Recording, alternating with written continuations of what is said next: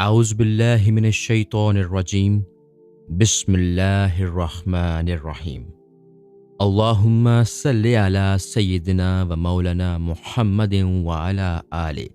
سیدنا و مولانا محمد وبارک وسلم۔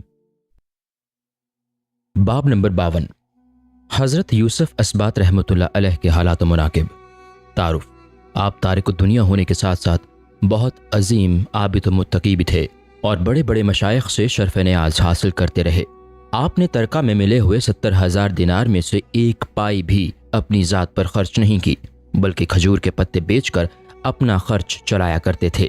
اس کے علاوہ صرف ایک کڈڑی میں 40 سال کا عرصہ گزار دیا۔ حالات و ارشادات: آپ نے حذیفہ مرعشی کو مکتوب میں تحریر کیا کہ مجھے یہ سن کر افسوس ہوا کہ تم نے 2 ذرے سونے کے معاوضہ میں اپنا دین فروخت کر دیا، کیونکہ جب تم ایک مرتبہ کسی سے کوئی شے خرید رہے تھے تو مالک کی بتائی ہوئی قیمت کو تم نے 5 گنا کم کر کے بتایا، اور اس نے تمہیں دیندار تصور کر کے تمہارے لحاظ میں وہ شے بہت کم قیمت پر دے دی۔ لیکن حضرت مصنف فرماتے ہیں کہ یہ واقعہ دوسری کتابوں میں اس کے برعکس بھی ہے، لیکن میں نے معتبر کتابوں میں اسی طرح سے منقول پایا۔ فرمایا کہ حصول زر کے لیے تعلیم قرآن خدا کے ساتھ تمسخر ہے۔ فرمایا کہ صدق دلی سے ایک شب کی عبادت بھی ثواب جہاد سے کہیں زائد ہے۔ فرمایا کہ اپنے سے سب کو بہتر تصور کرنے کا نام تواضع ہے، کیونکہ قلیل تواضع کا صلہ مجاہدات قصیرہ کے مساوی ہے، اور متواضع وہ ہے جو احکام شریعہ پر عمل پیرا رہتے ہوئے مخلوق سے نرمی کا برتاؤ کرے اور اپنے سے زیادہ عظیم المرتبت کی تعظیم کرے، ہر نقصان کو برداشت کرتے ہوئے خدا کی عطا کردہ شے پر شاکر رہے، اور ذکر الہی کے ساتھ ساتھ غصہ کو ختم کر دے، عمرہ کے ساتھ تکبر سے پیش آئے۔ فرمایا کہ توبہ کی 10 علامتیں ہیں: دنیا سے بعد اختیار کرنا، ممنوعات سے احتراز کرنا، اہل تکبر سے ربط و ضبط نہ رکھنا، صحبت متواضع اختیار کرنا، نیک لوگوں سے رابطہ رکھنا، توبہ پر ہمیشہ قائم رہنا، بعد از توبہ گناہ نہ کرنا، حقوق پورے کرتے رہنا، غنیمت طلب کرنا، قوت کو زائل کرنا۔ اسی طرح زہد کی بھی 10 علامتیں ہیں: موجودہ شے کو چھوڑنا، مقررہ خدمت بجا لانا، خیرات کرتے رہنا، صفائی باطنی حاصل کرنا، اعضاء کی عزت کرنا، دوسروں کا احترام کرنا، مباح اشیاء میں بھی زہد سے کام لینا، آخرت کا نفع طلب کرنا، آسائش میں کمی کرتے رہنا۔ فرمایا کہ ورع کی بھی 10 قیمتیں ہیں: متشابہات میں تدبر سے کام لینا، شبہات سے احتراز کرنا، نیک و بد میں تمیز کرنا، فکر و غم سے دور بھاگنا، سود و زیاں سے بے نیاز رہنا، رضائے الہی پر قائم رہنا، امانت کا تحفظ کرنا،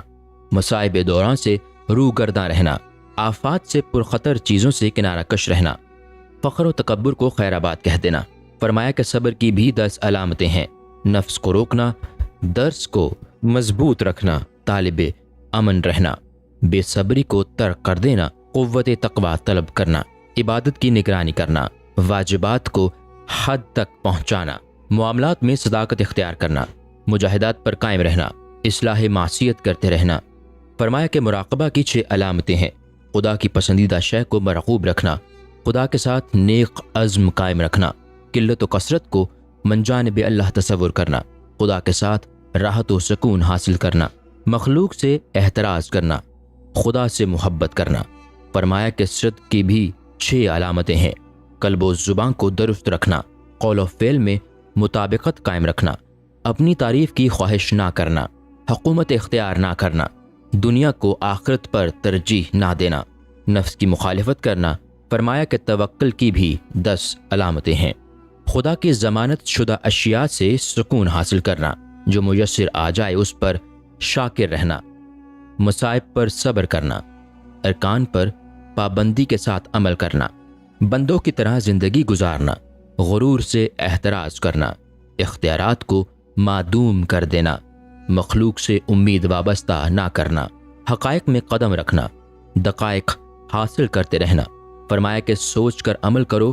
کہ اس عمل کے بغیر نجات ممکن نہیں، اور یہ ذہن نشین کر کے توکل اختیار کرو کہ مقدرات سے زیادہ ملنا ممکن نہیں۔ پھر فرمایا کہ انس کی 5 علامتیں ہیں: ہمیشہ گوشہ ذہن نشین رہنا، مخلوق سے وحشت زدہ رہنا، خالق کو ہر لمحہ یاد رکھنا، مجاہدات سکون میں اختیار کرنا، اطاعت پر عمل پیرا رہنا۔ فرمایا کہ بات کہنے سے قبل انجام پر غور کرنا ضروری ہے، اور جس شے میں تدبر و تفکر سے ندامت ہو اس پر غور نہ کرنا افضل ہے۔ پھر فرمایا کہ زبان سے بری بات نہ نکالو، کان سے بری بات نہ سنو، زنا سے کنارہ کش رہو، حلال روزی استعمال کرو، دنیا کو خیر آباد کہہ دو، موت کو پیش نظر رکھو۔ پھر فرمایا کہ شوق کی 5 علامتیں ہیں۔ عیش و راحت میں موت کو نہ بھولنا، خوشی کے دوران بھی زندگی کو غنیم تصور کرنا، ذکر الہی میں مشغول رہنا، زوال نعمت پر اظہار تاسف کرنا، مشاہدات کی حالت میں مسرور رہنا۔ پھر فرمایا کہ جماعت نمازوں کے علاوہ نماز کی زیادتی اور رزق حلال کی طلب فرض ہے۔